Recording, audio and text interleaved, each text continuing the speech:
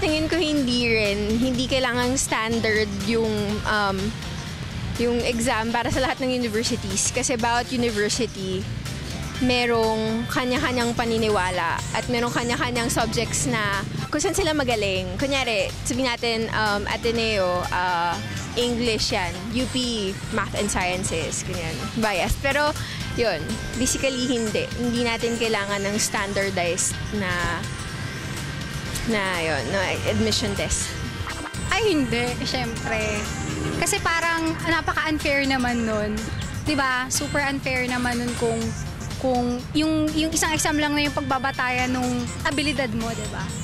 Kasi sinong gagawa yan? Siyempre, gobyerno, diba? Ano ba naman ang alam ng gobyerno? Bawat university or let's say colleges may sarili ang methods ng pag-alam ng kakayahan ng estudyante.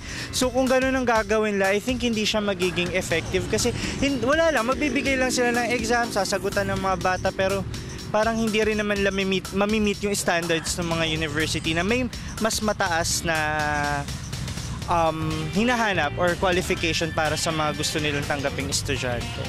Siguro mas maganda yung ganun kasi less gastos. Kasi halimbawa yung mga gustong mag-aral, 'di ba, na gusto nilang take yung UP, yung Lasal, isang exam na lang sila kasi 'di ba may bayad yung mga exam doon.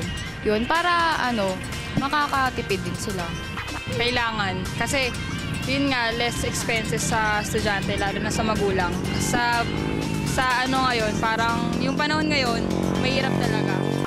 Opo, kasi makakatulong din naman yun sa kaunlad ng mga estudyante.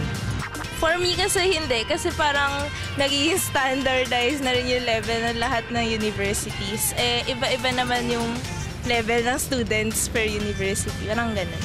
Kayo, ano ang sa tingin nyo?